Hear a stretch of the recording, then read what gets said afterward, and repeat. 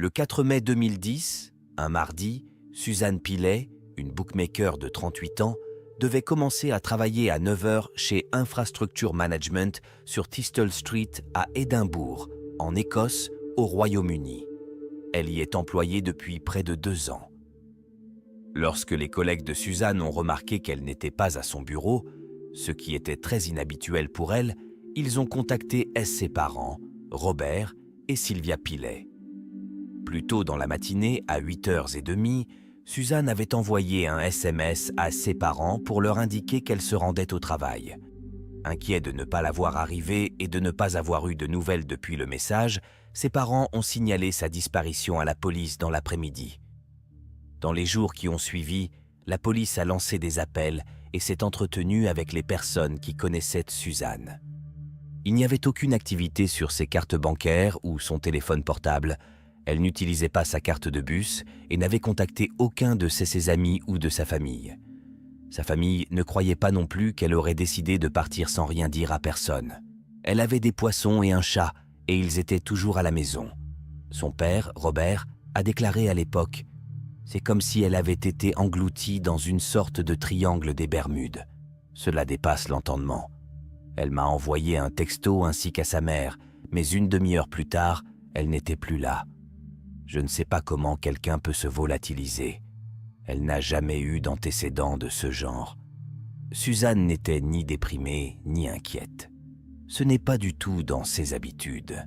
Elle était juste Suzanne comme d'habitude alors qu'elle partait au travail. La police a visionné les images de vidéosurveillance qui ont révélé les habitudes de Suzanne Pilet le matin de sa disparition. Elle quittait son domicile de Whitson Road à 8 h et prenait le bus numéro 2 à Stevenson Drive 20 minutes plus tard. Elle a ensuite pris le bus numéro 4 à Dalry Road, en face de Caledonian Terrace, et est descendue à Princess Street, devant Jenner's, à 8h48. Elle est ensuite entrée dans une supérette Sainsbury's toute proche, un arrêt habituel pour elle, filmé par la vidéosurveillance à 8h51. Se dirigeant vers Infrastructure Management sur Thistle Street, Suzanne a été vue pour la dernière fois sur la caméra près d'un coin de bâtiment à 50 mètres de son bureau, quelques instants avant qu'elle ne disparaisse de manière inexplicable. Un taxi noir a été arrêté près de l'endroit où Suzanne a été vue pour la dernière fois à 8h55. La police ne pense pas que le chauffeur soit impliqué dans la disparition de Suzanne, mais l'a appelé à se manifester pour contribuer à l'enquête.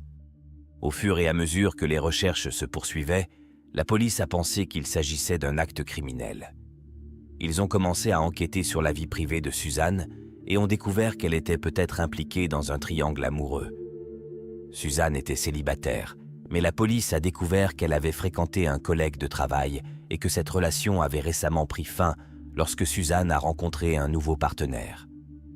La police a consulté les enregistrements de son téléphone portable pour essayer de mieux comprendre la vie personnelle de Suzanne.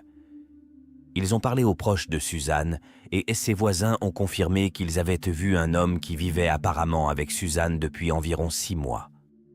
La police a parlé à un homme appelé David Gilroy. David était un homme marié et l'un des collègues de Suzanne. David et Suzanne ont eu une liaison et il a vécu avec Suzanne à un moment donné. Interrogé par la police, il a déclaré que leur relation avait pris fin en décembre 2009 et qu'il était rentré chez lui pour être avec sa femme et ses enfants et qu'il essayait de faire en sorte que cela fonctionne. Il a dit à la police que Suzanne sortait avec d'autres hommes. Quelques semaines après la disparition de Suzanne, David Gilroy a signalé une effraction à la police. Il a expliqué que quelqu'un était entré chez lui pendant qu'il dormait et avait volé son téléphone portable et son ordinateur portable. Selon David, sa femme a découvert à son réveil que la porte arrière avait été forcée. Ils ont entendu un léger bruit, mais rien de significatif. Lorsqu'on lui a demandé s'il pensait que l'effraction était liée à la disparition de Suzanne, David a répondu « Je ne sais pas ». L'enquête a pris une tournure plus sombre lorsque la police a révélé qu'elle recherchait le conducteur d'une voiture argentée aperçue dans une zone forestière isolée. Elle a annoncé qu'elle cherchait à retracer les déplacements de cette voiture à travers Argyll et Bute dans l'après-midi et la soirée du 5 mai, le lendemain du jour où Suzanne Pillet a été vue pour la dernière fois. Plus précisément, il recherchait des informations auprès de toute personne qui aurait pu voir la voiture entre 1h et 3h30, puis entre 7h et 9h. Le public a été informé que l'enquête était passée d'une enquête sur une personne disparue à une enquête sur un meurtre. Les autorités ont lancé des recherches sur une superficie d'environ 400 miles carrés dans la région rurale d'Argyll et de Bute, en se concentrant sur des zones telles que Rest and Be Thankful et Argyll Forest. La police soupçonne que Suzanne a été assassinée et que son corps a pu être éliminé ou enterré à environ 90 miles de sa dernière apparition. Malgré des efforts considérables, y compris des recherches, aucune trace de Suzanne ou de preuves liées à sa disparition n'a été trouvée. La police a par la suite réduit la zone de recherche à 5 miles carrés et pense que le corps de Suzanne pourrait être enterré à Glen Crow, Argyll et Bute. Bien que Suzanne n'ait pas été retrouvée et qu'il n'y ait pas de corps, la police a estimé qu'elle disposait de suffisamment de preuves pour inculper David Gilroy de meurtre. Dans le cadre de cette enquête difficile, la police a interrogé près de 1500 témoins potentiels et recueilli 1164 dépositions. Elle a recueilli 2325 productions à utiliser comme preuve et a obtenu des images de vidéosurveillance de 250 lieux différents. Elle a également effectué des perquisitions dans 30 zones différentes d'Argyll. Au cours du procès, l'accusation a soutenu que, malgré l'absence de corps, les preuves indiquaient que Suzanne avait été assassinée et que David en était l'auteur. Il a indiqué que David et Suzanne avaient entamé une relation sur leur lieu de travail, mais que Suzanne y avait mis fin peu avant sa disparition, après avoir rencontré quelqu'un d'autre. Sylvia, la mère de Suzanne, a témoigné devant le tribunal, racontant les détails de la vie de sa fille. Elle a indiqué que Suzanne s'était mariée en 2004, mais qu'elle avait ensuite divorcé. Sylvia a également indiqué que Suzanne avait acheté son propre appartement à Édimbourg, où David a emménagé avec elle en 2009. Elle a précisé au tribunal qu'il avait quitté sa femme et demandait le divorce. Suzanne n'était pas la cause de la rupture. La procédure judiciaire a révélé que David avait développé une obsession pour Suzanne, comme en témoigne l'envoi de plus de 400 SMS au cours du mois qui a précédé sa disparition, ce qui montre qu'il n'acceptait pas la fin de leur relation. Les relevés téléphoniques ont montré qu'il y avait des contacts quotidiens fréquents entre David et Suzanne, ce dernier envoyant plus de 50 SMS par jour. Son dernier contact avec elle a eu lieu le 3 mai, la veille de sa disparition, et s'est traduit par l'envoi de 15 SMS et d'un message vocal. Selon l'accusation, Suzanne s'est rendue au travail comme d'habitude le 4 mai, et David l'aurait attendue. Ils ont affirmé qu'il l'avait probablement attirée dans le sous-sol de leur immeuble de bureau et qu'il l'avait étranglée peu après son entrée. L'accusation soutient que David a dissimulé le corps de Suzanne dans le sous-sol du bureau et qu'il a ensuite utilisé sa Vauxhall Vectra argentée pour la transporter après avoir acheté des désodorisants et s'être rendu à plusieurs reprises au sous-sol et dans le garage. Ce jour-là, action jugée suspecte car il n'avait aucune raison valable de s'y trouver. Malgré ces 16 événements, David a poursuivi sa journée normalement, assistant à une présentation à l'école de sa fille avec sa femme, puis dînant à Victoria sur Leith Walk, comme cela a été raconté au cours du procès. Au cours du procès, il est apparu que dans la nuit du 4 mai, David avait pris des dispositions pour visiter une école le lendemain, 5 mai. Il a affirmé que cette visite était destinée à inspecter le site d'une école à Loch Gilfed, Argyll et Bute, un client de son employeur, bien qu'il n'y ait eu aucune obligation officielle pour lui de s'y rendre ce jour-là. À l'école, David se serait procuré des sacs poubelles et des serre-câbles auprès d'un agent d'entretien. La police a reconstitué son trajet à l'aide de la télévision en circuit fermé et des enregistrements de son téléphone portable, ce qui a révélé des trous importants de plusieurs heures à l'aller et au retour entre Loch Gilfed et Inverarray. Le voyage a duré beaucoup plus longtemps que prévu, soit 2 heures de plus dans chaque sens. L'accusation a soutenu que David avait profité de ce voyage pour se débarrasser du corps de Suzanne quelque part dans la région d'Argyll, un endroit qu'il connaissait bien puisqu'il y avait déjà passé des vacances à pied avec Suzanne. Lorsque la voiture de David a été inspectée, les enquêteurs y ont trouvé des matières végétales et ont noté 3 ressorts hélicoïdaux fracturés, ce qui suggère que la voiture a été conduite en dehors de la route, ce qui, selon l'accusation, est compatible avec la dissimulation d'un corps sur un terrain accidenté. Le tribunal a également appris que David avait éteint son téléphone pendant une partie du trajet. En outre, des chiens détecteurs de cadavres, entraînés à la détection de restes humains, se sont intéressés au coffre de la Vauxhall Vectra de David et à des zones du sous-sol de l'immeuble de bureau où il travaillait, ce qui a permis d'étayer les arguments de l'accusation. Au cours du procès, il a été révélé que le 6 mai, lorsque David s'est rendu au poste de police pour faire une déposition, les observateurs ont remarqué qu'il avait des égratignures sur les mains, une coupure sur le front, des ecchymoses sur la poitrine et d'autres égratignures sur les mains, les poignets et les avant-bras. L'accusation a allégué que David avait tenté de dissimuler ses blessures lors de son interaction avec la police en utilisant du maquillage pour les cacher. Gail Hawkins, une amie de Suzanne, a témoigné devant le tribunal, révélant que Suzanne lui avait confié ses inquiétudes quant à la possibilité que David pirate son compte de messagerie et accède à ses courriels. L'accusation a présenté des preuves indiquant que David avait effectivement accédé au courriel de Suzanne entre le 24 août 2009 et le 30 avril 2010. En outre, il a été révélé au cours du procès que David avait également accédé au compte de Suzanne sur un site de rencontres en ligne. Au cours du procès, Hélène Liddell, une administratrice financière d'infrastructure management qui travaillait avec Suzanne et David, a témoigné qu'elle avait accédé au courriel après la disparition de Suzanne. Elle a déclaré à la cour « J'ai découvert des courriels de David Gilroy à destination et en provenance de Suzanne. » Hélène a exprimé sa surprise à la lecture du contenu de ces courriels, déclarant qu'il était clair qu'ils avaient une liaison ou une relation. Le jury a visionné des images de vidéosurveillance montrant Suzanne et David ensemble 2 jours avant sa disparition. Le soir du 2 mai, ils ont été vus en train de faire des achats dans une supérette, ce qui contredit la déclaration antérieure de David à la police selon laquelle leur relation avait pris fin en décembre 2009. Le tribunal a également appris que la police avait concentré ses efforts de recherche du corps de Suzanne dans une zone de 5 miles carrés en se basant sur les relevés téléphoniques de David. Les enquêteurs ont découvert que son téléphone communiquait avec des antennes de téléphonie mobile dans la région de Glen Crow le 5 mai. Glen Crow, situé dans les Alpes d'Arrochar sur la péninsule de Cowal en Argyll et Bute, est connu pour son terrain accidenté avec de gros rochers et entouré d'imposantes montagnes. En outre, le même jour, une voiture familiale de couleur argentée garée sur une piste dans la région de Glen Crow a été aperçue, ce qui a permis d'étoffer les preuves présentées au cours du procès. Au cours du procès, il est devenu évident que malgré les efforts déployés pour réduire la zone de recherche des restes de Suzanne à Glen Crow, le terrain caractérisé par des montagnes, des pentes abruptes et des forêts denses a posé d'importants défis à l'opération de recherche. La défense a maintenu tout au long du procès qu'il n'y avait pas de preuves substantielles contre son client. Elle a fait valoir que le dossier de l'accusation reposait entièrement sur des preuves circonstancielles.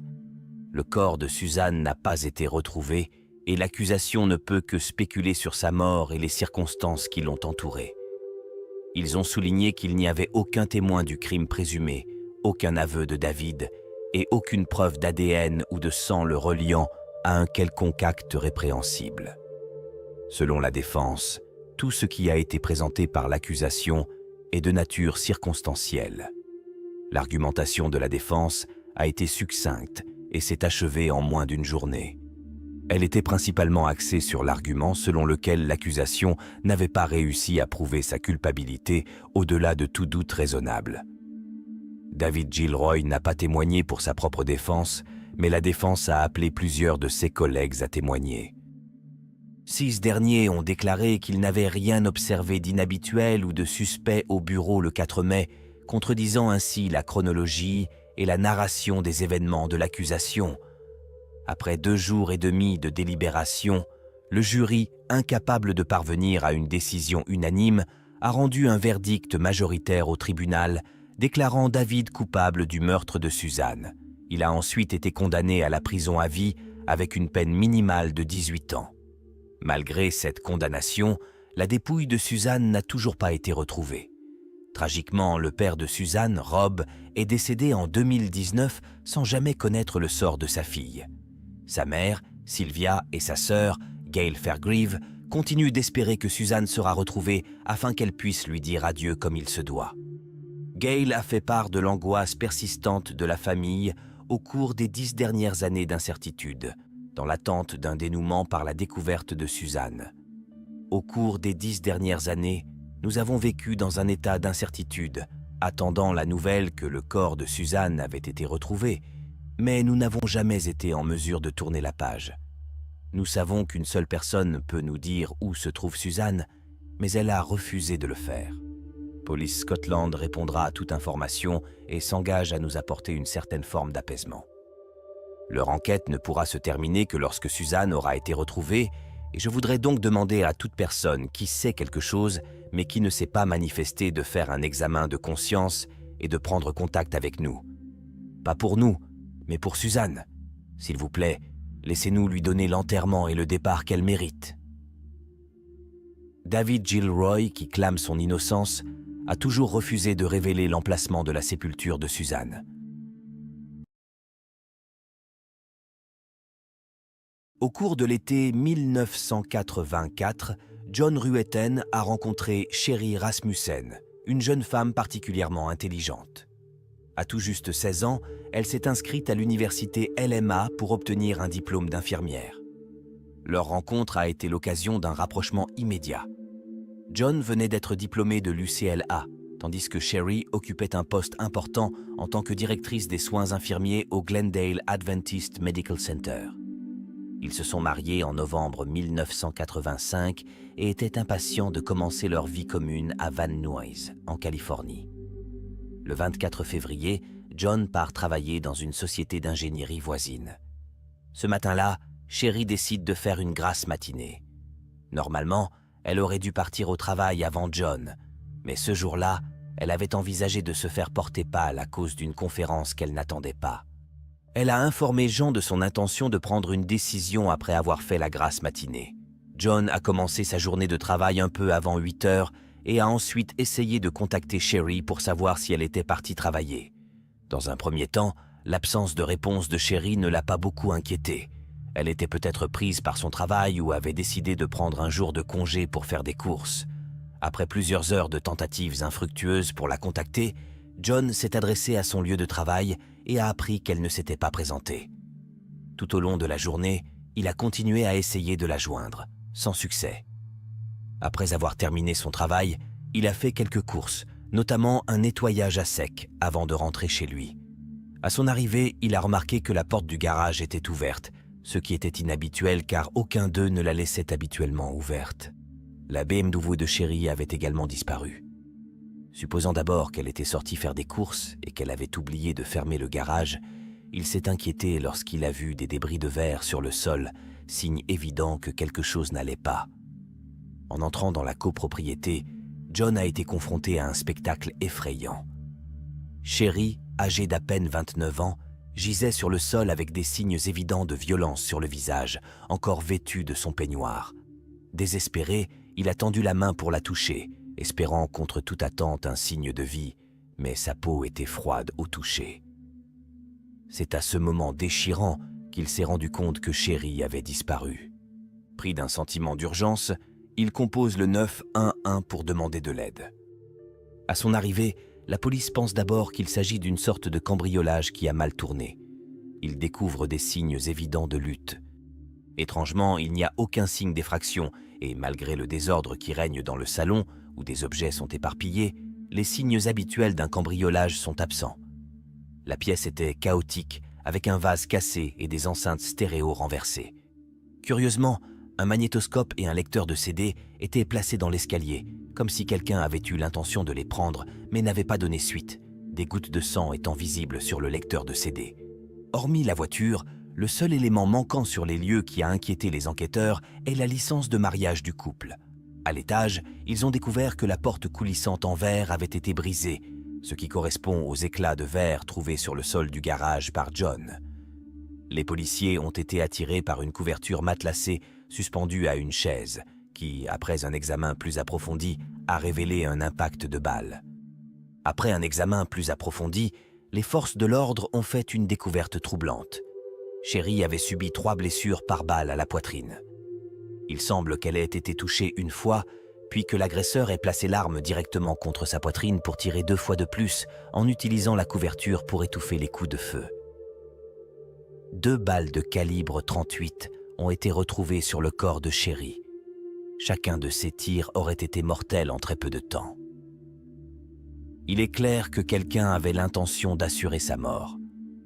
Outre les blessures au visage, probablement causées par un coup de vase, une morsure inquiétante a été relevée à l'intérieur de l'avant-bras gauche.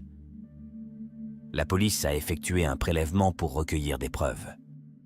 La police a d'abord soupçonné John Ruetten, mais celui-ci disposait d'un alibi solide. Il était au travail au moment du meurtre, ce qui a été corroboré par ses collègues. Malgré cela, les enquêteurs ont approfondi l'histoire personnelle de John et de Sherry à la recherche d'indices. Ils ont découvert que lorsque John a rencontré Sherry pour la première fois, il avait une relation avec une autre femme. Cependant, dès qu'il a rencontré Sherry, il a déclaré « C'est celle qu'il me faut » et a prétendument mis fin à la relation précédente. Ils se sont fiancés l'année suivante et se sont mariés. L'enquête a révélé qu'avant de rencontrer Sherry en 1978, John avait étudié l'ingénierie à l'UCLA, où il avait une camarade de classe nommée Stéphanie Lazarus.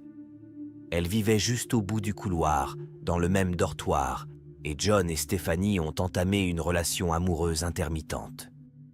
Pour John, cette relation était occasionnelle, mais pour Stéphanie, elle signifiait beaucoup plus. Elle était profondément amoureuse de John et considérait leur relation comme sérieuse. Ils ont poursuivi leur relation occasionnelle tout au long de l'université, jusqu'à ce qu'ils obtiennent leur diplôme. Par la suite, John a entamé un nouveau chapitre en travaillant pour un fabricant de disques durs, tandis que Stéphanie s'est lancée dans une carrière d'officier de patrouille au sein de la police de Los Angeles. Pendant cette période, John a fréquenté d'autres femmes, ce qui a beaucoup dérangé Stéphanie. Elle se sentait jalouse et surveillait ses activités de près, incapable de comprendre pourquoi John ne lui rendait pas l'appareil. Lorsque John a commencé à fréquenter une belle blonde nommée Sherry Rasmussen, cela a créé un problème important pour Stéphanie.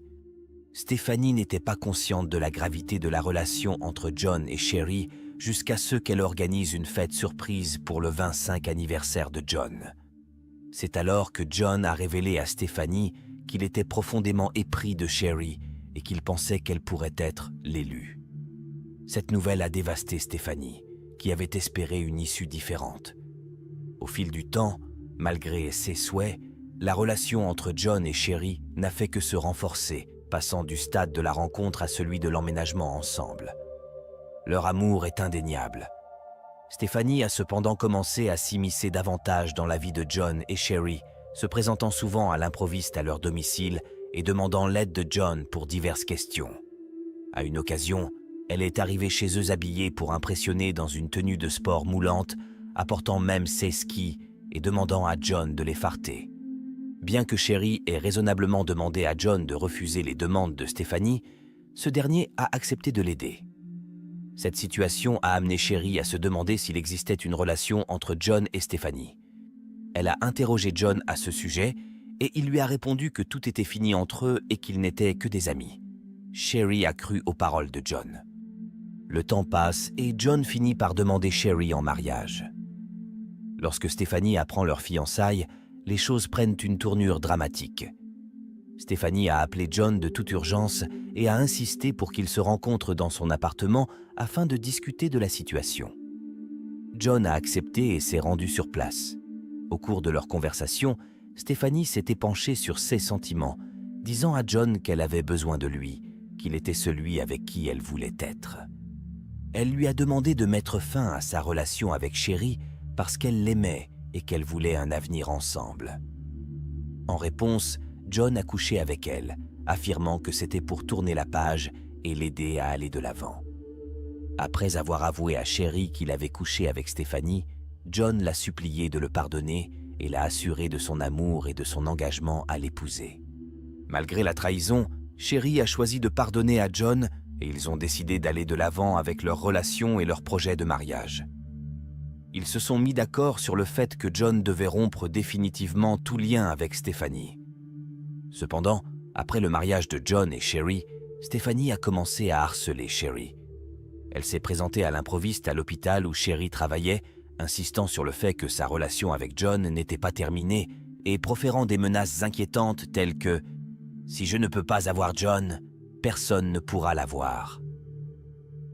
Stephanie a intensifié son comportement en appelant Sherry jour et nuit pour raccrocher lorsque Sherry répondait. Une fois, Sherry est rentrée chez elle et a trouvé Stephanie qui attendait devant sa porte, vêtue de son uniforme de police, tentant manifestement de l'intimider. Sherry a fait part à John, à ses amis et à sa famille de sa profonde inquiétude face à l'intimidation de Stephanie Lazarus. Elle a supplié John de confronter Stephanie et d'insister pour qu'elle cesse tout contact, espérant qu'il la protégerait des menaces de Stephanie. Malgré les appels pressants de Sherry, John n'a pas tenu compte de ses préoccupations, lui conseillant d'ignorer Stephanie et de rester calme. Dans les jours qui ont précédé sa mort tragique, Sherry a confié à son père qu'elle était suivie et traquée. Elle a remarqué que quelqu'un la suivait pendant ses trajets domicile-travail, décrivant l'individu comme étant probablement une femme, mais déguisée en homme. Bien que le père de Sherry ait fait part de ses inquiétudes à la police, ses efforts pour obtenir de l'aide sont restés vains car le rapport n'a pas été pris en compte. Quelques jours après le meurtre tragique de Sherry, une autre femme a signalé un cambriolage dans son appartement situé à quelques rues de là. Elle raconte que 2 hommes sont entrés par effraction et ont volé sa chaîne stéréo. Lorsqu'elle les a affrontés, l'un des hommes a brandi une arme, ce qui l'a poussé à s'enfuir. En entendant cela, la police a commencé à envisager un lien avec l'affaire de Sherry en raison de la similitude des circonstances. Les suspects du cambriolage commis à proximité ont été décrits comme étant 2 hommes latinos et la police a rendu public des portraits robots en rapport avec le meurtre de Sherry. Malgré les efforts déployés, les suspects n'ont jamais été retrouvés. 10 jours plus tard, la voiture de Sherry a été découverte à plusieurs kilomètres de son appartement avec les clés à l'intérieur. Cependant, aucune preuve concluante n'a été trouvée à l'intérieur du véhicule et rien ne semble avoir été emporté, ce qui a conduit les enquêteurs dans une autre impasse. Bien que la police ait privilégié la thèse d'un volume qui aurait mal tourné, la famille de Sherry Rasmussen est restée fermement convaincue que son assassinat n'était pas un cambriolage commis au hasard. La famille Rasmussen a insisté à plusieurs reprises auprès de la police pour qu'elle enquête sur Stephanie Lazarus en tant que suspecte du meurtre de Sherry. Ils ont insisté sur le fait que Stephanie avait harcelé Sherry, nourri de la jalousie à son égard et proféré des menaces. Le comportement de Stephanie, qui se présentait notamment sur le lieu de travail et au domicile de Sherry, était considéré comme dangereux. Elle aurait même dit à Sherry que si elle ne pouvait pas avoir John, personne d'autre ne le pourrait. Malgré ces avertissements clairs, la police ne l'a pas considérée comme une suspecte dans le meurtre de Sherry. Le 9 mars 1986, Stephanie Lazarus a signalé à la police de Santa Monica que son revolver de calibre 38 de la police de Los Angeles avait été volé peu après le meurtre de Sherry, mais les enquêteurs n'ont pas établi de lien avec l'affaire dans un premier temps. Des mois se sont écoulés sans qu'aucune arrestation n'ait eu lieu, laissant les parents de Sherry frustrés et désespérés d'obtenir justice. Ils ont offert des récompenses en échange d'informations et se sont exprimés lors d'interviews, se déclarant déçus de la manière dont la police de Los Angeles avait mené l'enquête. La famille de Sherry espérait que John l'aiderait dans sa quête de justice, mais il a déménagé de l'appartement et a fini par quitter Los Angeles, invoquant son désarroi face au meurtre de Sherry. Les années ont passé et l'affaire s'est progressivement refroidie, le service de police se concentrant sur de nouvelles enquêtes pour meurtre.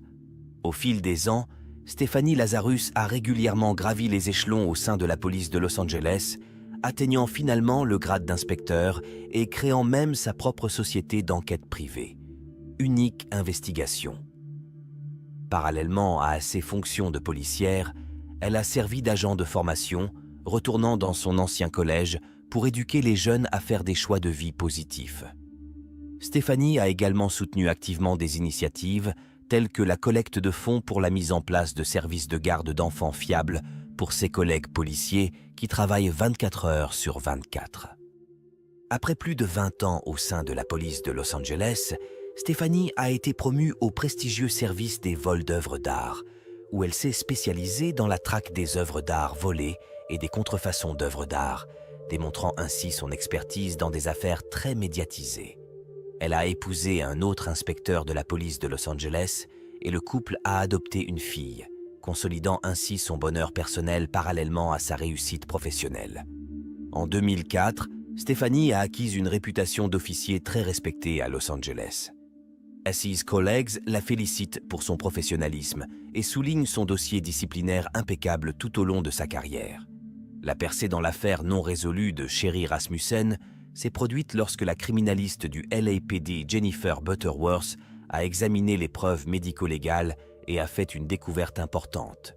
La salive trouvée sur la scène de crime correspondait à celle d'une femme inconnue. Cette découverte concorde avec les rapports antérieurs de la famille de Sherry, selon lesquels elle avait été harcelée par une femme avant sa mort.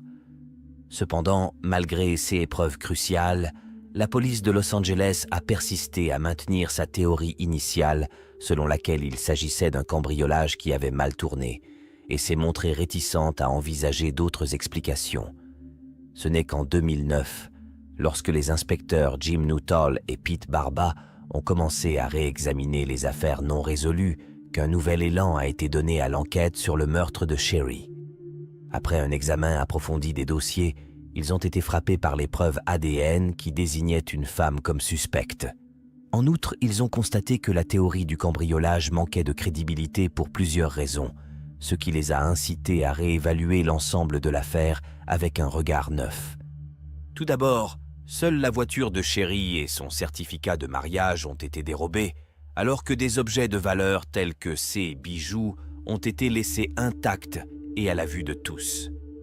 Cela suggère que le motif n'était pas le volume, car un cambrioleur ordinaire aurait pris plus d'objets. Deuxièmement, le crime a eu lieu pendant la journée dans une communauté fermée avec des voisins proches, ce qui en fait un endroit risqué pour un cambriolage.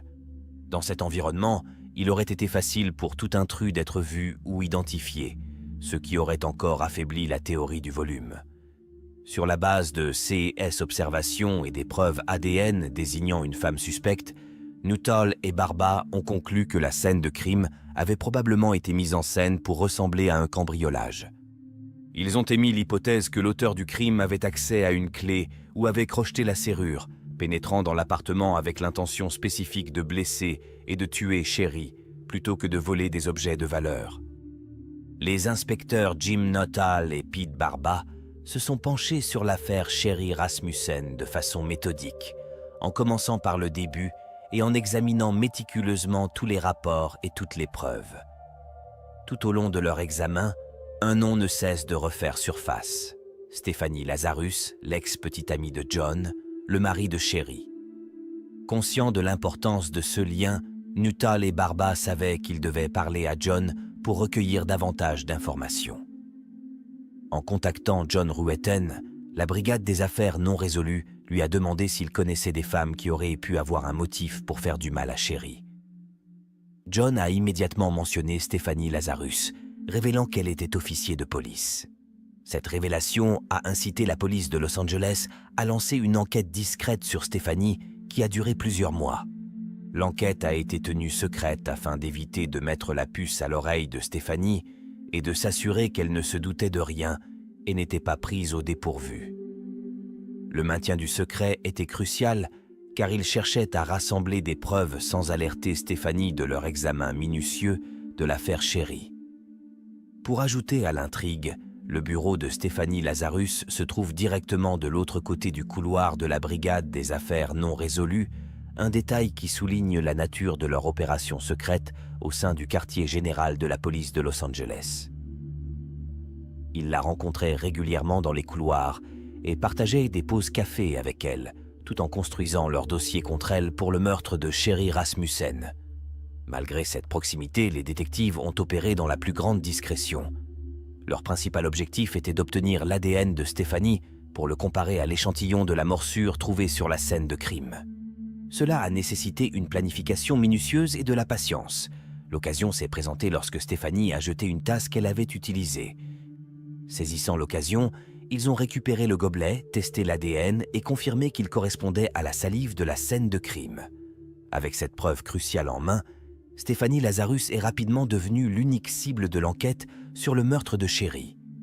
Le 5 juin 2009, 23 ans après le crime, Stéphanie est conviée à une réunion sous prétexte de la conseiller sur une affaire. Mais ce n'était qu'un prétexte pour commencer son interrogatoire. Étant donné que Stéphanie Lazarus était une collègue, les inspecteurs se sont méticuleusement préparés à ce moment crucial, sachant qu'ils devaient mener l'interrogatoire avec le plus grand soin et la plus grande minutie. Les inspecteurs qui s'occupaient de Stéphanie Lazarus savaient qu'ils avaient affaire à une enquêtrice chevronnée qui avait elle-même l'habitude de mener des interrogatoires.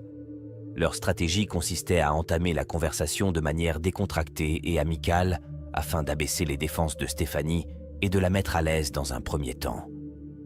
Stéphanie a été conduite dans une salle d'interrogatoire, ce qui lui a immédiatement fait comprendre que quelque chose de sérieux se préparait. D'abord sur la défensive, elle se demande pourquoi on l'a amenée dans une salle d'interrogatoire sous prétexte d'une consultation. Cependant, les détectives avaient stratégiquement choisi ce cadre pour s'assurer que Stéphanie n'était pas armée. Dans une salle d'interrogatoire, elle aurait dû rendre son arme dès son entrée. En outre, ils voulaient éviter de mener la conversation dans un lieu public où leur interaction aurait pu attirer l'attention et les spéculations d'autres personnes. Les détectives ont commencé à poser à Stéphanie des questions sur le meurtre de Sherry. Au début, ils lui ont simplement dit qu'ils avaient besoin de lui poser des questions sur une ancienne affaire impliquant son ex-petite amie. Au cours d'une heure, ils ont progressivement amené le dialogue à discuter du meurtre lui-même, mais Stéphanie a déclaré qu'elle se souvenait à peine de Sherry parce que tout cela remontait à si longtemps. Les détectives ont ensuite déclaré qu'ils avaient obtenu l'ADN du tueur et ont demandé à Stéphanie de préparer un échantillon d'ADN pour comparaison. À ce moment-là, elle a immédiatement déclaré qu'elle n'avait pas l'intention de donner son ADN, a refusé de poursuivre les négociations sans l'aide d'un avocat et a refusé l'accord. Les inspecteurs la laissent partir, mais plusieurs policiers menottés attendent déjà Stéphanie au bout du couloir. La police de Los Angeles a finalement appréhendé l'assassin de Sherry Rasmussen et, chose choquante, il s'agit de l'un de ses propres agents. Cette révélation confirme les convictions de longue date de la famille Rasmussen, qui n'a cessé d'affirmer que Stéphanie était responsable du meurtre de Sherry. Bien que la technologie de l'ADN n'ait pas été disponible en 1986, des indices cruciaux tels que la marque de morsure et les rapports sur la traque et les menaces de Stéphanie à l'encontre de Sherry étaient présents.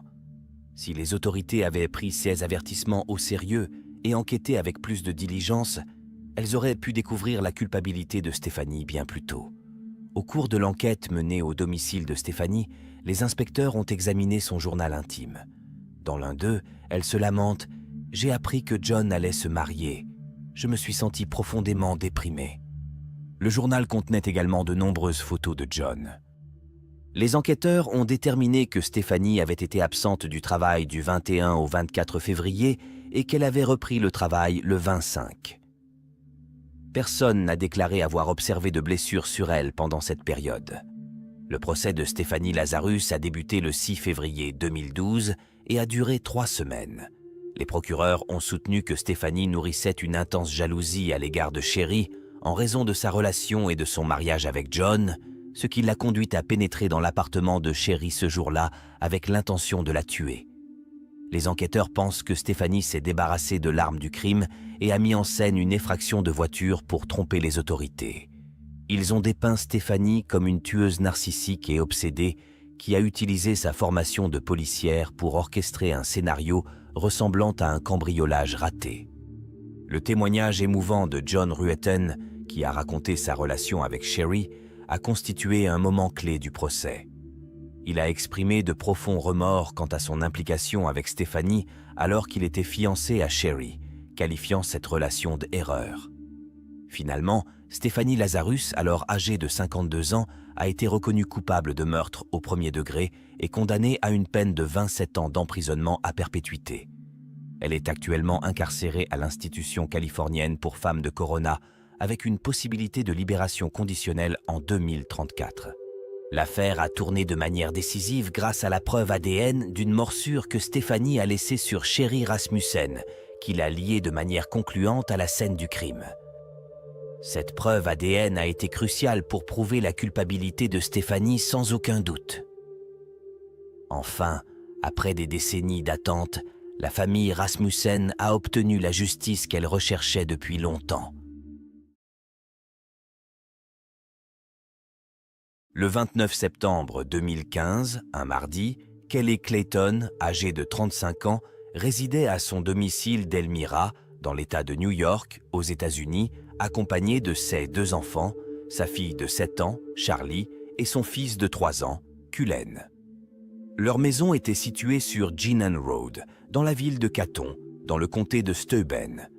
Kelly, originaire d'Elmira, avait quitté la ville à l'âge de 20 ans pour poursuivre ses aspirations à devenir mannequin. Abandonnant son métier d'enseignante, elle a trouvé un emploi de serveuse de cocktail à Las Vegas, où elle a vécu une expérience exaltante. Cependant, après avoir rencontré Thomas Clayton, un joueur de hockey de l'équipe semi-professionnelle des Elmira Jackals, elle est retournée à Elmira pour s'embarquer avec lui dans la vie. Ils se sont mariés et ont ensuite eu 2 enfants. Thomas Clayton a joué pendant 4 saisons pour l'équipe de hockey des Jackals d'Elmira, en commençant comme attaquant dès sa sortie de l'université de Niagara. Parallèlement à sa carrière de hockeyeur, il s'est lancé dans l'entrepreneuriat en créant une franchise de restauration de dégâts des eaux et d'incendies appelée Paul Davis Emergency Services of the Southern Tier. Plus tard, il est devenu chef de projet chez ServPro, une franchise similaire détenue par son ami Brian Lang. Pendant ce temps, Kelly travaillait au Woodhouse Stadium Grill à Corning. Malgré leur emploi du temps chargé, ils semblaient être une famille heureuse de 4 personnes. Dans la nuit du 28 septembre, Thomas a participé à sa partie de poker habituelle du lundi soir avec des amis, une routine qu'il suivait fidèlement. Quittant leur résidence de Geenan Road, il a roulé environ 10 minutes jusqu'à la maison de son ami où se déroulait la partie. Thomas a participé à la partie de poker jusqu'à 12h20, puis est rentré chez lui vers 12h30. En entrant dans la maison, il a fait la découverte déchirante du corps sans vie de Kelly sur le sol de la cuisine après avoir été sauvagement assassiné. Thomas a immédiatement composé le 911 vers 12h34. Kim Bourgeois, la sœur de Kelly, et leur mère sont arrivées à la maison moins d'1 heure après l'incident. Elles ont été confrontées à une scène de crime horrible, marquée par de nombreuses éclaboussures de sang. Les éléments de preuve suggèrent que Kelly a d'abord été agressée dans sa chambre, puis que les violences se sont poursuivies dans le couloir, les escaliers et la cuisine, où son corps sans vie a été découvert. Kelly a connu une fin tragique, ayant été mortellement battue avec un manche de maillet en fibre de verre, succombant au traumatisme contondant qui lui a été infligé. Il est choquant de constater que les enfants de Kelly étaient présents lors de l'horrible agression. Sa fille de 7 ans a raconté les événements à la police, décrivant un voleur dans la maison cette nuit-là. Elle s'est souvenue avec effroi avoir été témoin de l'agression sauvage de sa mère et avoir entendu ses appels désespérés pour s'échapper. La fille de Kelly a raconté à la police qu'elle avait vu un homme faire du mal à sa mère. Selon son témoignage, pendant la nuit, un intrus est entré dans leur maison et a commencé à agresser sa mère avec un objet ressemblant à un tuyau. Elle a décrit la scène comme chaotique, avec du sang même sur la porte et le sol. L'agresseur a poursuivi sa mère au rez-de-chaussée alors qu'elle lui criait de fuir. L'attaque s'est poursuivie au rez-de-chaussée et l'enfant a vu l'agresseur frapper sa mère jusqu'à ce qu'elle s'effondre. Dans un moment déchirant, elle a serré la jambe de sa mère qui souffrait sur le sol. La fille de Kelly a serré sa mère dans ses bras alors qu'elle gisait sur le sol de la cuisine dans ses derniers instants. Elle s'est ensuite précipitée à l'étage pour s'occuper de son jeune frère. Interrogée par la police, la fille de Kelly a décrit l'agresseur comme portant un jean foncé, une chemise à manches longues et un masque. Interrogée sur sa corpulence, elle l'a comparé à son père en termes de taille et a noté que ses yeux semblaient similaires. Malgré l'absence de signes visibles d'effraction ou d'indication de volume, un membre de la famille présent sur les lieux a suggéré à la police d'enquêter sur un homme du nom de Michael Baird. Baird, un ancien employé de l'une des entreprises de Thomas qui avait été licencié et risquait d'être expulsé de l'appartement qu'il louait et qui appartenait à Thomas, a fait l'objet d'un examen minutieux. À l'intérieur de la maison, les forces de l'ordre ont interprété la scène comme pouvant provenir d'un incident de violence domestique, ce qui les a amenés à demander la présence de Thomas au poste de police pour l'interroger. La police a vérifié l'alibi de Thomas et a trouvé des preuves de sa présence à une partie de poker le soir de l'incident, confirmée par des témoins de la partie et par et données GPS. Cependant, après une enquête plus approfondie sur l'alibi de Thomas, Linda Miller, une femme qui assistait à la partie de poker avec lui, a informé la police que Thomas avait utilisé son téléphone environ 90 minutes avant que le corps de Kelly ne soit découvert. Bien que Thomas ait effacé cet appel, les relevés téléphoniques ont révélé qu'il avait contacté Michael Baird. Grâce à ces nouveaux éléments de preuve, Thomas a été inculpé de meurtre au second degré. Les relevés téléphoniques ont révélé que Thomas et Michael s'appelaient et s'envoyaient des SMS fréquemment. L'analyse ultérieure des relevés de téléphone portable a montré que peu après que Thomas a contacté Michael la nuit du meurtre, ce dernier est devenu mobile. La police a commencé à soupçonner que la mort de Kelly pourrait avoir été orchestrée dans le cadre d'un programme de meurtre pour le compte d'autrui. Pour étayer leurs soupçons, les enquêteurs ont découvert que, juste un an avant le meurtre de Kelly, Thomas avait doublé sa police d'assurance vie, évaluée aujourd'hui à 1 million de dollars. En outre, il est apparu que Thomas avait de multiples liaisons extraconjugales, certaines femmes affirmant qu'il avait exprimé la crainte de perdre ses biens en cas de divorce. Au cours de l'interrogatoire, Michael avoue à la police que Thomas l'a engagé pour commettre le meurtre en échange de 10 000 dollars en espèces.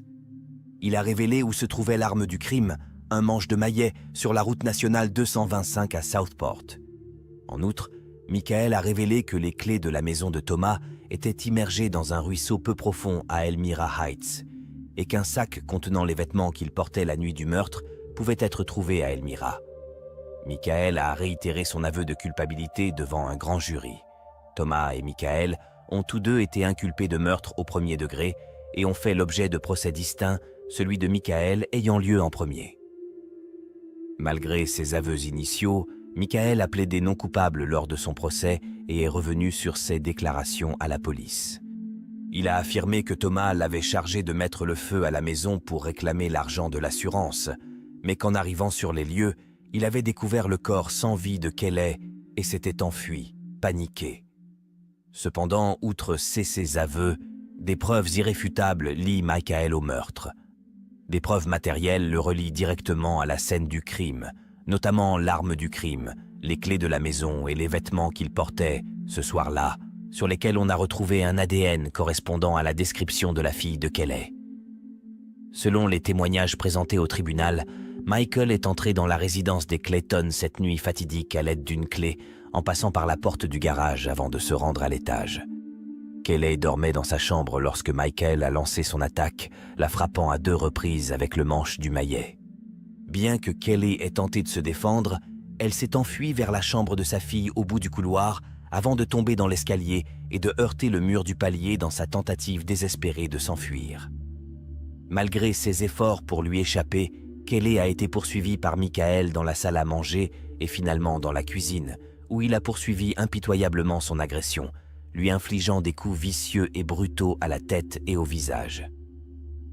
Michael a été reconnu coupable de meurtre au premier degré et condamné à la prison à vie sans possibilité de libération conditionnelle. En revanche, le procès de Thomas Clayton a été plus complexe que celui de Michael. Alors que des preuves directes établissaient un lien direct entre Michael et le crime, l'affaire de Thomas reposait uniquement sur des preuves indirectes. Thomas a maintenu son innocence et a plaidé non coupable. L'accusation a soutenu que Thomas souhaitait mettre fin à son mariage avec Kelly, se sentant contraint par leur relation en raison de ses nombreuses liaisons et de ses habitudes de jeu. Ils ont affirmé que Thomas recherchait la liberté de vivre comme il l'entendait et qu'il considérait Kelly comme un obstacle. Ils affirment qu'il a demandé à Michael d'assassiner Kelly, non seulement pour obtenir cette liberté, mais aussi pour bénéficier financièrement de la police d'assurance. Thomas se serait confié à certaines des femmes avec lesquelles il avait des liaisons, exprimant ses craintes de divorcer de Kelly par peur de perdre ses biens.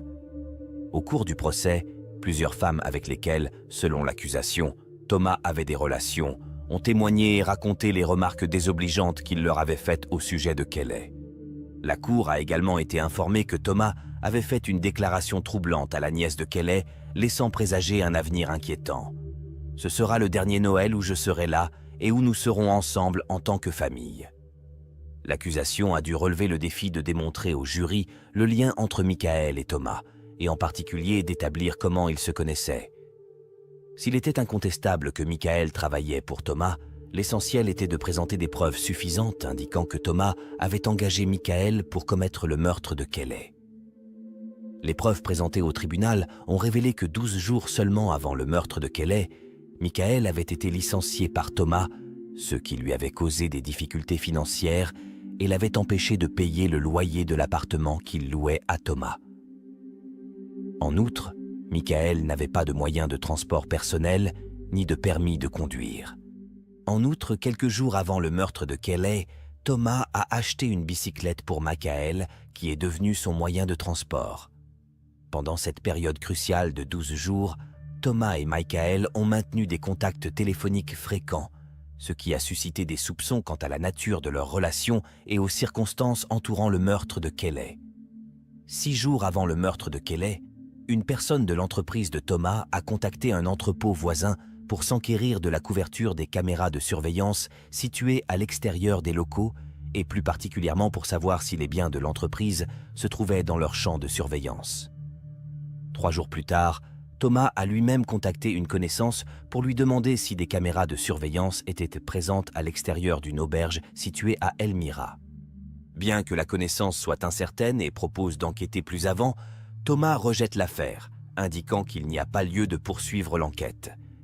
Il est intéressant de noter que cette auberge est devenue plus tard l'endroit où Michael s'est débarrassé de certains objets datant de la nuit du meurtre.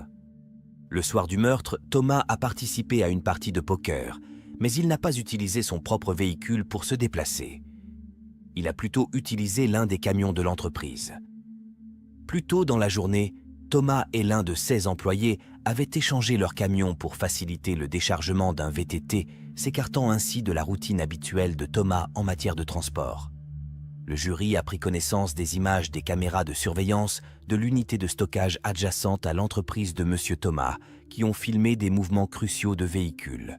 En particulier, le camion personnel de Thomas, un véhicule marron, a été vu quittant le parking vers midi.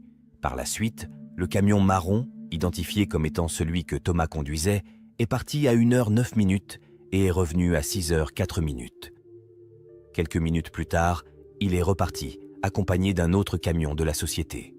Notamment, Thomas est arrivé à la partie de poker plus tard dans la soirée, à 8h, au volant du même camion de société qui était parti en même temps que le camion marron.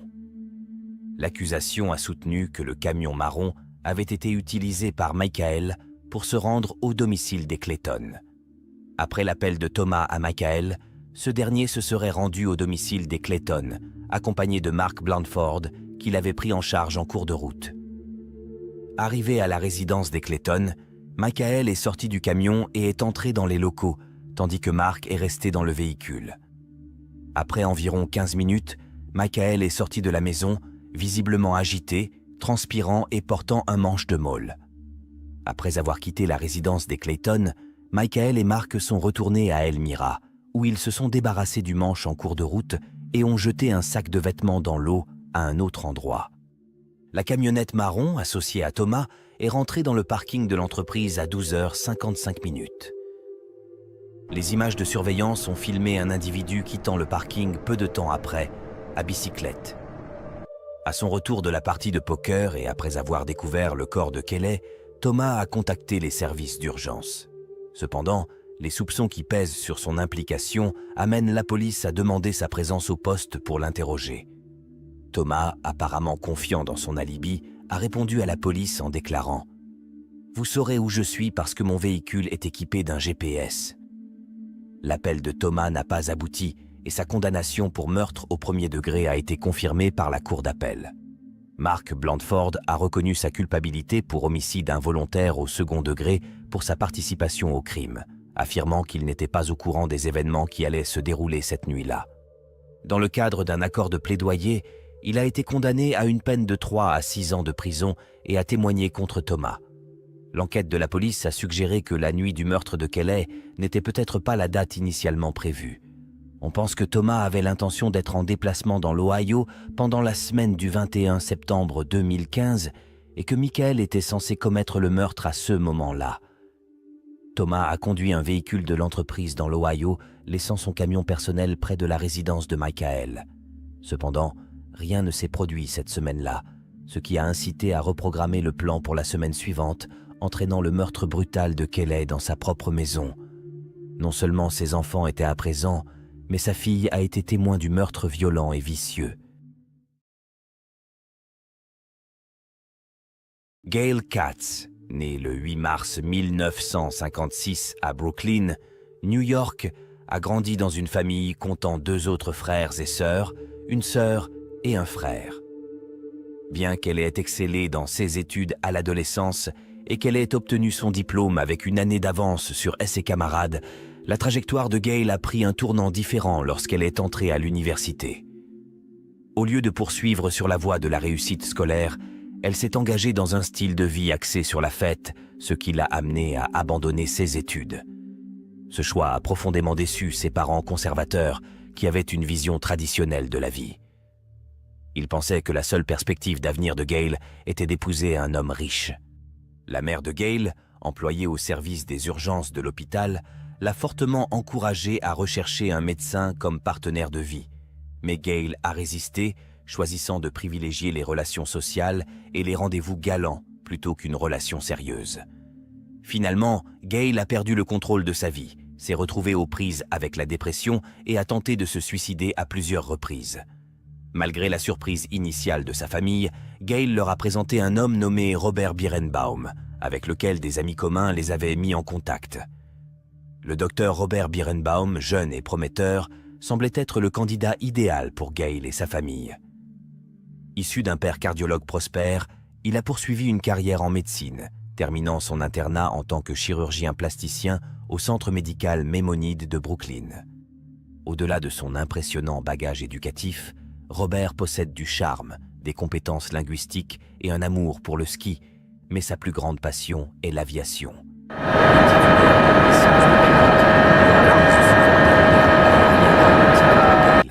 Elle se réjouit de ses aventures et il apprécie l'intérêt sincère qu'elle porte à ses passions. En conséquence, leur lien s'est rapidement approfondi et ils ont fini par se marier. Cependant, comme beaucoup d'histoires d'amour, la leur n'a pas abouti à un bonheur éternel.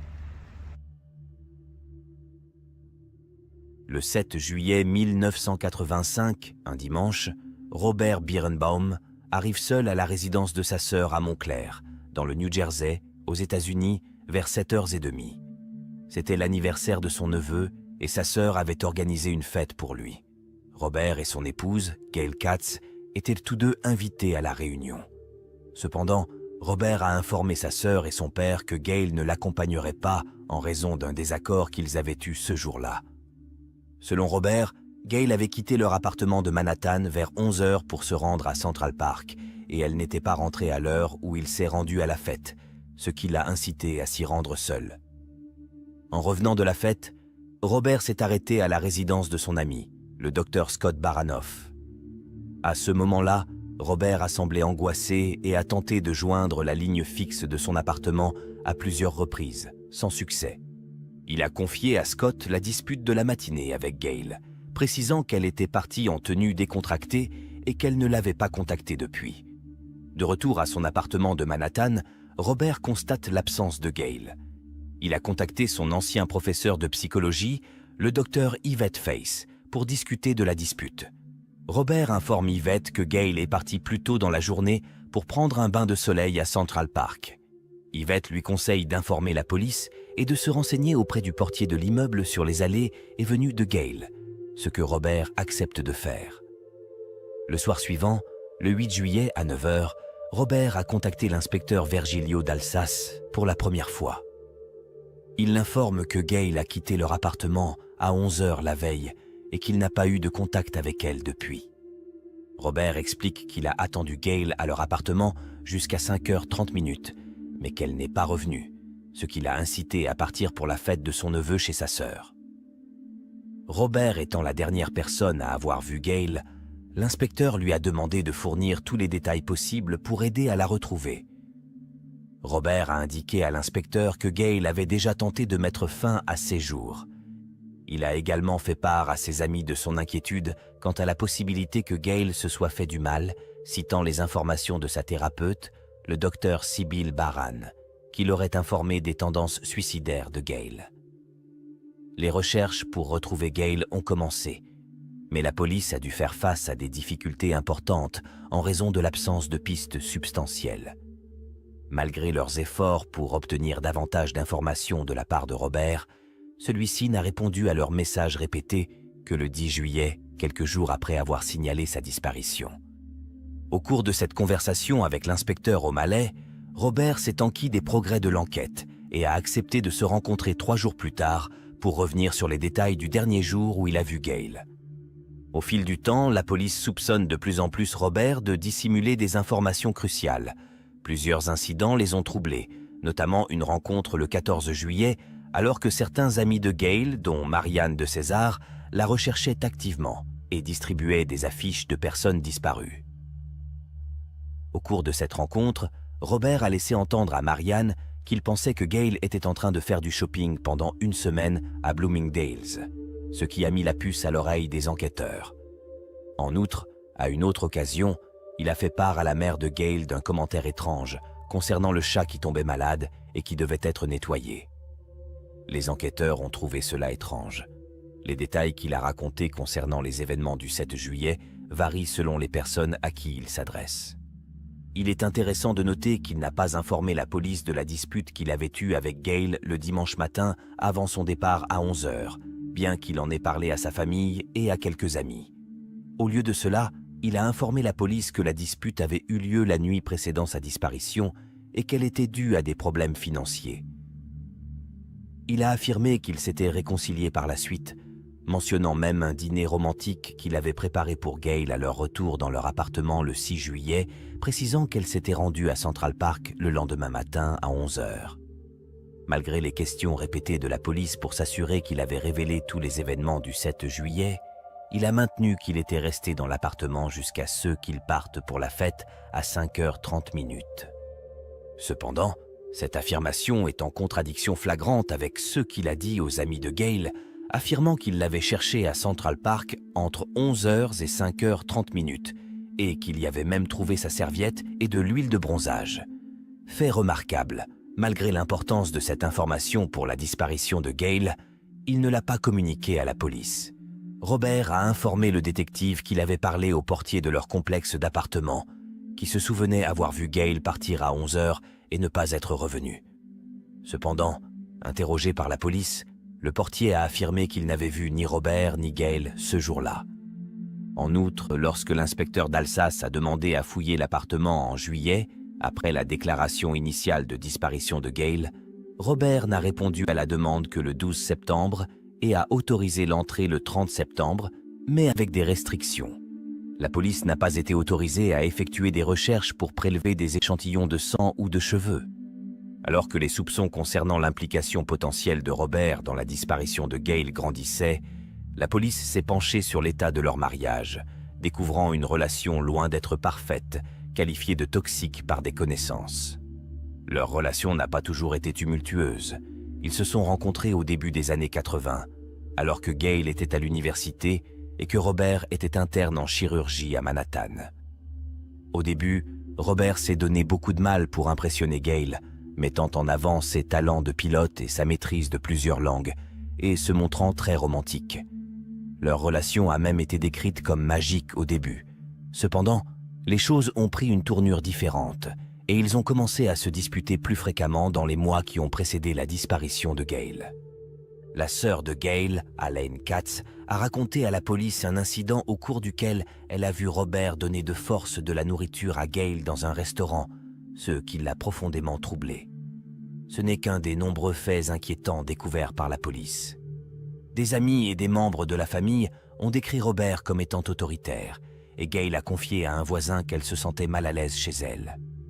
Gail avait déjà signalé à la police un incident au cours duquel elle avait prétendu que Robert l'avait étouffée jusqu'à ce qu'elle perde connaissance après l'avoir surprise en train de fumer sur le balcon. Bien que Gail soit restée avec Robert après qu'il ait accepté de consulter un psychiatre, ce dernier lui a envoyé une lettre l'avertissant que Robert pouvait représenter une menace sérieuse pour sa vie. Peu avant que Gail ne soit portée disparue, elle avait entamé une nouvelle relation et décidé de quitter Robert. Elle a confié à une amie qu'elle prévoyait de l'informer de sa décision et de demander le divorce le 7 juillet. Elle a également mentionné que si Robert refusait de coopérer et d'accepter un arrangement, elle révélerait la lettre qu'elle avait reçue de son psychiatre l'avertissant du danger potentiel qu'il représentait, envisageant même de la montrer à 16 collègues. La police a constaté que l'accumulation de preuves circonstancielles permettait d'établir l'implication de Robert dans la disparition de Gail. Toutefois, un obstacle de taille subsiste. Gail n'a toujours pas été retrouvée. Les recherches se poursuivent et la famille et les amis de Gail s'efforcent de découvrir la vérité sur sa disparition. Cependant, Robert ne semble pas s'en préoccuper. Il passe beaucoup de temps dans les Hamptons, participe à diverses fêtes et entame des relations avec d'autres femmes. En septembre 1985, une femme du nom de Roberta Karnowski emménagea avec lui au domicile conjugal et leur relation dura environ 1 an. Pendant toute cette période, malgré des efforts constants, aucune trace de Gail n'a été retrouvée et aucune arrestation n'a eu lieu. Bien qu'aucune arrestation n'ait été effectuée, l'enquête sur la disparition de Gail reste active et ouverte, l'inspecteur en chef Andy Rosenzweig réexaminant les preuves. Connaissant la passion de Robert pour l'aviation et son statut de pilote breveté, l'inspecteur Rosenzweig s'est attaché à vérifier les carnets de volume de l'aéroport du New Jersey. On sait que Robert y loue souvent des avions. L'enquête sur les registres a révélé que le 7 juillet 1985, Robert avait loué un avion Cessna 172 à l'aéroport de Caldwell à Fairfield, dans le New Jersey, à 4h30 et l'avait rendu après 1h56. Cependant, Robert avait modifié la date sur son propre carnet de volume et l'avait inscrite le lendemain, 8 juillet. La découverte du détective Rosenzweig a soulevé des questions. Pourquoi Robert a-t-il tenté de dissimuler ce volume? L'inspecteur Rosenzweig soupçonnait fortement Robert d'être responsable de la mort de Gail, pensant qu'il l'avait tué et s'était débarrassé de son corps dans l'océan Atlantique. Le dossier de volume de Robert indique qu'il avait suffisamment de temps pour faire un aller-retour d'environ 165 miles au-dessus de l'océan. Cependant, en l'absence du corps de Gail, le bureau du procureur a estimé qu'il n'y avait pas de preuves suffisantes pour obtenir une condamnation. 4 ans après la disparition de Gail, en mai 1989, un torse s'est échoué sur Staten Island. À l'époque, les tests ADN n'étaient pas encore disponibles. Un technicien en radiologie a comparé une vieille radiographie du thorax avec le torse et a confirmé qu'il appartenait à Gail. Le torse a été remis à sa famille, qui a organisé un service funéraire pour Gail. Malgré cette identification, aucune charge n'a été retenue et Robert s'est installé à Las Vegas, où il a créé un cabinet de chirurgie plastique prospère, a continué à sortir avec des hommes et est devenu très respecté dans la communauté. En 1996, il a épousé Janet Chalotte et le couple s'est ensuite installé dans le Dakota du Nord, où ils ont eu une fille. Bien que Robert semble aller de l'avant, l'inspecteur Rosenzweig reste hanté par l'affaire non résolue de la disparition de Gail et décide de la réexaminer 10 ans plus tard lorsque l'analyse médico-légale de l'ADN est devenue possible. Avec l'accord de la famille de Gail, le torse a été exhumé pour être testé.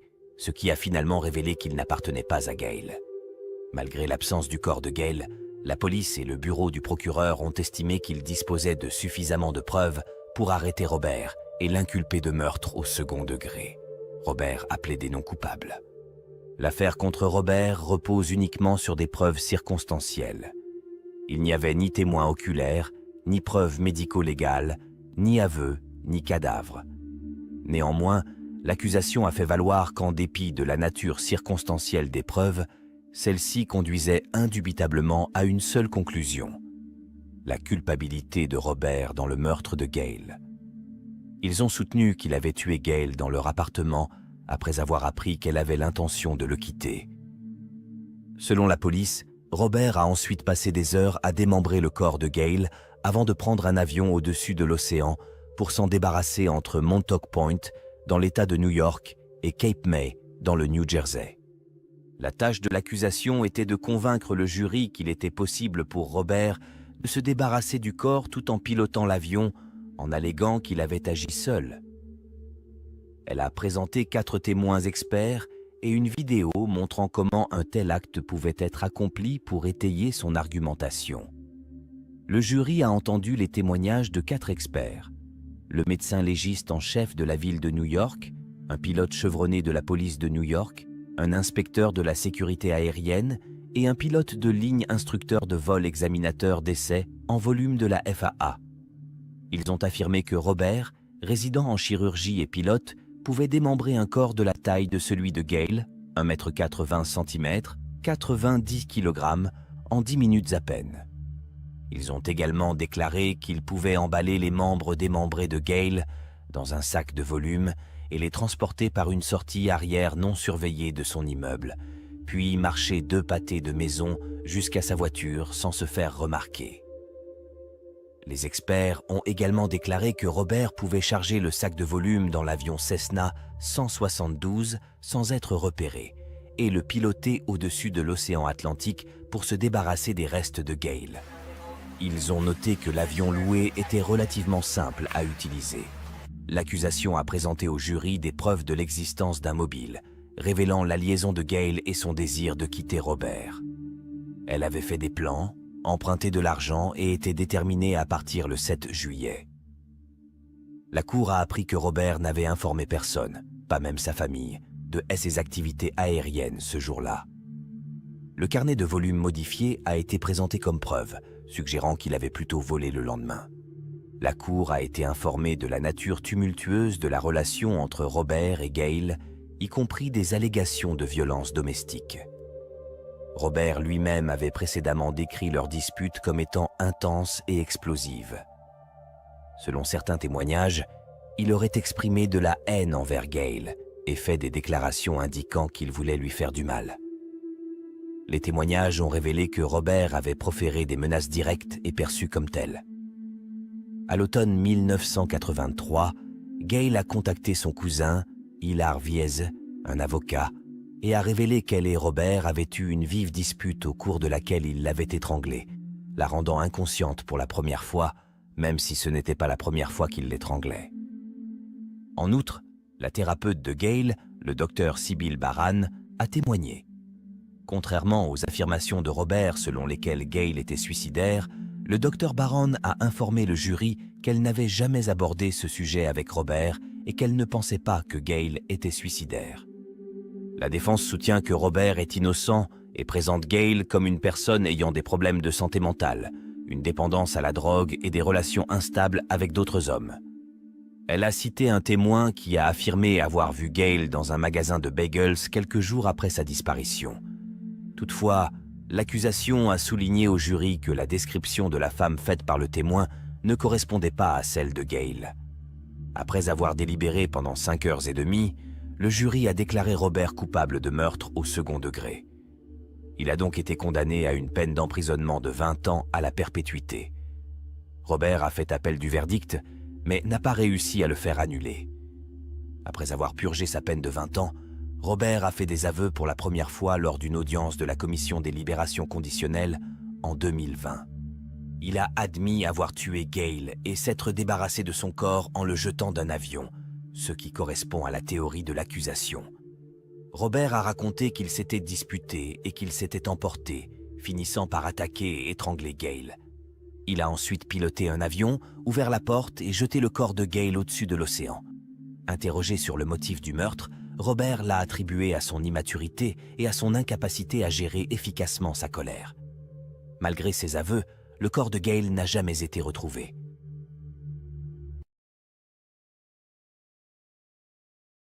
Le 21 mai 2016, un samedi après-midi, Douglas Daughtry, âgé de 35 ans, s'est rendu à 4h30 au poste de police de Ledgeview, dans le comté de Brown, Wisconsin, États-Unis, pour signaler la disparition de sa petite amie.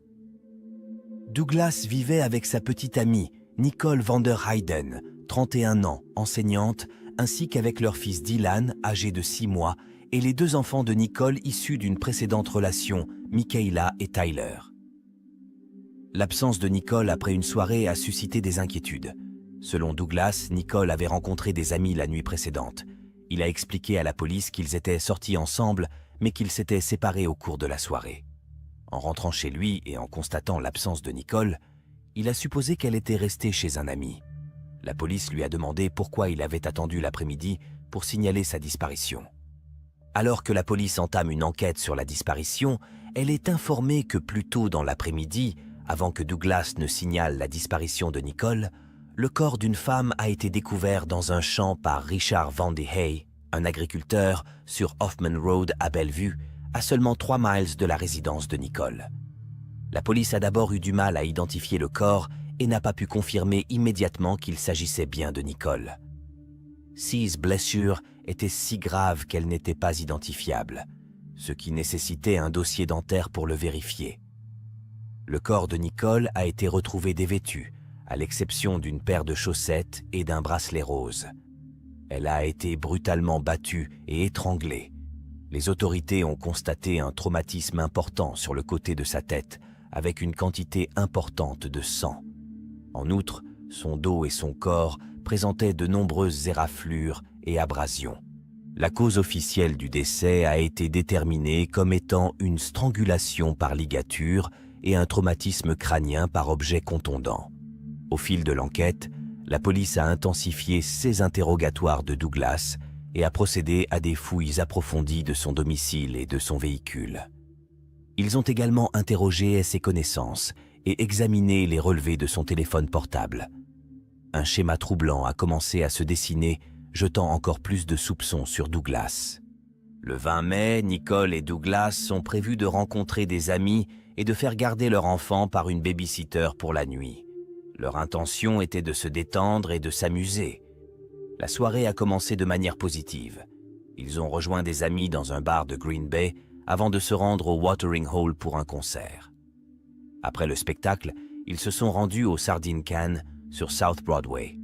Mais Douglas a choisi de rester au Watering Hole avec son ami Greg Matthew. Malgré la déception de Nicole face à l'absence de Douglas, elle s'est efforcée de s'amuser, comme le montrent les images de surveillance du Sardine Can, où on la voit danser et se retrouver avec des amis.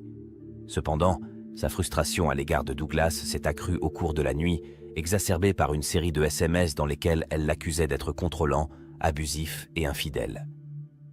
Malgré l'assurance de Douglas qu'il la rejoindrait au Sardine Can, Nicole a perdu patience. À 11h30, elle a tenté d'appeler Douglas, mais n'a pas obtenu de réponse.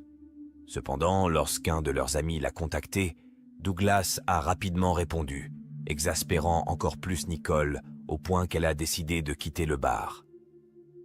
Après que Nicole a quitté le bar, l'une de ses amies a tenté de la persuader de revenir, mais elle a refusé. Sous les yeux de ses amis, Nicole a remonté la rue tout en tenant une conversation téléphonique, puis a tourné à gauche en haut de la rue. C'est ainsi que ses amis ont vu Nicole pour la dernière fois. Après le départ de Nicole, la police a visionné les images de surveillance du bar, de Sardine Can, et a vu Douglas et Greg arriver. À leur arrivée, ils ont bu quelques verres avant de repartir. La police devait découvrir si Nicole était rentrée chez elle et, si oui, ce qui lui était arrivé. Au cours de leur perquisition au domicile de Nicole, les policiers tombent sur plusieurs objets qui suscitent leur intérêt. Ils découvrent notamment une paire d'Air Jordan portant des marques, des taches et ceux qui semblent être des taches de sang. Reconnaissant l'importance de ces chaussures, les autorités les ont saisies pour effectuer des tests ADN, d'autant plus que les marques sur le corps de Nicole suggéraient qu'elle avait été piétinée alors qu'elle était au sol, et que le motif sur les semelles des chaussures ressemblait à ces marques. En outre, la police a observé ce qui semblait être des taches de sang sur le sol du garage et à l'intérieur du véhicule de Nicole. Cette découverte les a conduits à supposer que Nicole avait trouvé la mort en arrivant chez elle et que son corps avait ensuite été transporté dans le champ de la ferme à l'aide de sa propre voiture. 2 jours après la découverte du corps de Nicole, un voisin a signalé qu'il avait trouvé des objets susceptibles d'être utiles à l'enquête. Il s'agit notamment d'un cordon de charge et de grappes de cheveux blonds dans leur jardin, avec du sang visible sur les cheveux. En outre, du sang a été trouvé sur l'allée du voisin. Un examen plus approfondi par la police a révélé la présence de cheveux dans le sang, ainsi que des épingles à cheveux et 2 autres morceaux de fil de fer découverts dans le jardin. Après la découverte des vêtements de Nicole, souillés de terre et de sang le long d'une bretelle d'autoroute près de l'endroit où son corps a été retrouvé, ainsi que de son sac à main et de son téléphone portable, Douglas a été appréhendé et placé en garde à vue. Les forces de l'ordre s'attendaient à ce que Douglas soit accusé de meurtre au 1er degré dès que les résultats de l'analyse ADN seraient disponibles. Cependant, l'analyse ADN a révélé que le matériel génétique présent sur des objets tels que les chaussettes de Nicole appartenait à un homme non identifié et non à Douglas. En outre, les preuves recueillies à leur domicile n'ont pas permis d'incriminer Douglas. Les investigations ont révélé que la voiture de Nicole n'avait pas quitté le garage pendant la période concernée, et les tests effectués sur les taches de la voiture ont donné des résultats négatifs en ceux qui concernent la présence de sang. En outre, il a été établi que le sang trouvé sur le sol du garage n'était pas d'origine humaine, et bien qu'une tache sur la paire de chaussures ait été testée positive pour le sang, elle ne correspondait pas au sang de Nicole. D'autres preuves découvertes par la police semblent disculper Douglas de son implication dans le meurtre de Nicole. L'analyste judiciaire Tyler Belling a examiné l'application Fitbit du téléphone portable de Douglas, révélant que son Fitbit n'avait enregistré que 12 pas entre 3h10 et 6h10 du matin le 21 mai. 6 données suggèrent que Douglas n'a pas participé à l'agression vicieuse et mortelle contre Nicole pendant cette période. La libération de Douglas a laissé la police perplexe et inquiète, craignant que l'affaire de Nicole ne stagne alors que les preuves indiquaient initialement son implication. Toutefois, leurs appréhensions ont été de courte durée, car une avancée dans l'affaire s'est produite peu de temps après. 3 mois après la découverte du corps de Nicole, le laboratoire de police scientifique a informé la police qu'il avait réussi à extraire suffisamment d'ADN de l'une des chaussettes de Nicole pour le comparer à la base de données nationale. Une correspondance a alors été trouvée. L'ADN correspondait au profil d'un homme de Virginie nommé George Stephen Birch. La police a découvert que George avait récemment déménagé dans le Wisconsin. Mais quel lien avait-il avec Nicole ? Une enquête plus approfondie a révélé que le service de police de Green Bay enquêtait sur George en raison de son implication potentielle dans un incident sans rapport avec l'affaire, impliquant un véhicule qui lui était associé. Ce véhicule avait été déclaré volé, retrouvé en flammes et impliqué dans un délit de fuite. Le 8 juin 2016, George a été interrogé par la police sur cette affaire, au cours de laquelle il a nié toute implication. Il a affirmé avoir été dans un bar le soir du délit de fuite et avoir envoyé des SMS à une femme tout au long de la soirée. À la lumière de ces éléments, la police lui a demandé son accord pour examiner les messages textuels contenus dans son téléphone. George a accepté et un formulaire de consentement a été signé, autorisant l'agent à télécharger les informations de l'appareil, cette méthode étant jugée plus pratique que la capture manuelle d'images à des fins de documentation. Par la suite, ces informations téléchargées, y compris les données de son téléphone portable, ont été conservées dans son dossier. Lorsque les agents enquêtant sur l'homicide de Nicole ont appris l'existence de ces données, ils les ont examinées de près. Ils ont notamment découvert que George avait une adresse électronique associée à un compte Google. Sachant que les données de Google Dashboard pouvaient fournir des informations GPS, les enquêteurs ont cherché à déterminer où se trouvait George la nuit du meurtre de Nicole. La police a utilisé Google Dashboard, qui intègre les données des tours de téléphonie cellulaire, les points d'accès Wi-Fi locaux et les localisateurs GPS pour localiser le téléphone de George.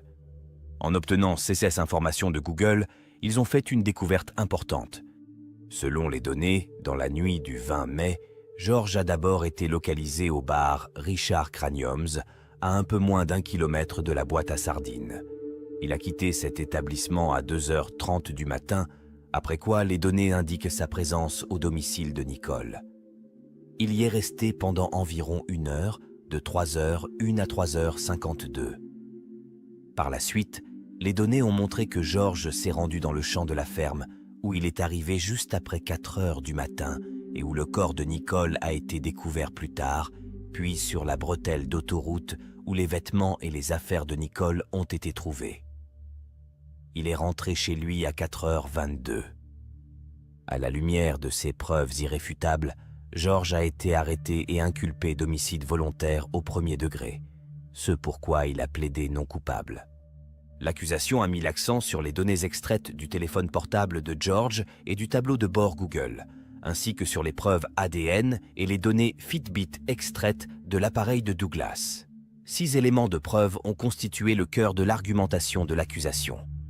Au cours du procès, le jury a appris que, dans la nuit du 20 mai, Nicole avait quitté le bar en colère et bouleversée après une dispute avec Douglas. 6 amis qui étaient présents avec elle au bar ne savaient pas où elle se trouvait après son départ. Douglas s'est présenté à la barre et a témoigné de sa relation avec Nicole, qui a débuté en janvier 2015.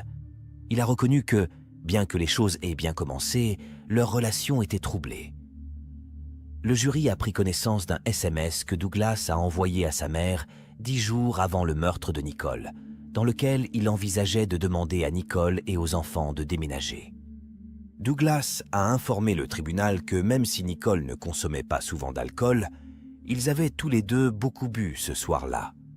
Des preuves ont été présentées indiquant qu'après que Douglas et Greg aient quitté The Watering Hole, Douglas a parlé à Nicole au téléphone, mais son discours était incohérent.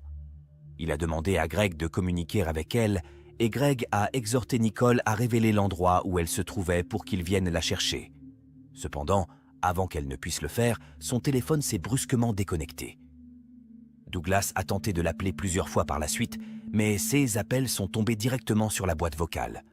Au cours du procès, il a été révélé que Douglas et Greg, n'ayant pas réussi à localiser Nicole près de la boîte à sardines, ils sont entrés dans l'établissement mais n'ont trouvé ni Nicole ni leur compagnon. Ils ont décidé de rester et de boire encore quelques verres, passant environ 1 heure avant de partir à 2h15 du matin. Greg a ensuite raccompagné Douglas chez lui et il était plus de 2h30 lorsqu'ils sont arrivés. Douglas a demandé à la babysitter d'essayer de contacter Nicole, mais ses appels sont restés sans réponse, ce qui a conduit Greg et la babysitter à partir, laissant Douglas se coucher. Un témoignage ultérieur a révélé que Douglas s'est réveillé après 6 heures du matin pour s'occuper de l'alimentation de son fils, mais que Nicole était toujours absente et ne répondait pas aux appels. Il est retourné se coucher et s'est levé plus tard, à 10h30. Malgré ses tentatives répétées pour joindre Nicole et les questions posées à ses amis, on ne savait toujours pas où elle se trouvait. Douglas a fini par signaler sa disparition plus tard dans l'après-midi. En outre, le tribunal a entendu le témoignage de l'officier qui a eu le premier contact avec Douglas, notant l'absence de blessures visibles et le haut niveau de coopération de ce dernier. Douglas a consenti à une fouille de sa résidence sans hésitation. En outre, après avoir été informé par la police que le corps découvert était celui de Nicole, Douglas a manifesté une détresse visible, caractérisée par des pleurs, des sanglots et une hyperventilation apparente. Au cours du procès, le jury s'est vu présenter des preuves irréfutables qui ont conduit à l'arrestation de George. 6 preuves comprenaient des analyses ADN et des données numériques, notamment l'historique de navigation de George sur Internet, qui comportait notamment de nombreuses consultations d'articles d'actualité liés à la mort de Nicole. L'accusation a soutenu que George avait conduit Nicole à son domicile dans l'espoir d'avoir une relation sexuelle avec elle. Cependant, Lorsque Nicole a repoussé ses avances, ils ont soutenu que George l'avait violée, agressée et finalement étranglée à mort à l'aide d'un cordon de charge. Selon le récit de l'accusation, Nicole a tenté de fuir vers la sécurité de son domicile, mais George l'a interceptée et l'a violemment agressée dans l'allée. L'accusation a souligné que les blessures de Nicole suggéraient qu'elle avait été plaquée au sol à plusieurs reprises, qu'elle avait été piétinée et qu'elle avait reçu de nombreux coups de pied. Au cours du procès, l'accusation a soutenu qu'après avoir agressé Nicole, George avait transporté son corps sans vie dans le champ de la ferme et s'était débarrassé de ses affaires en route vers son domicile.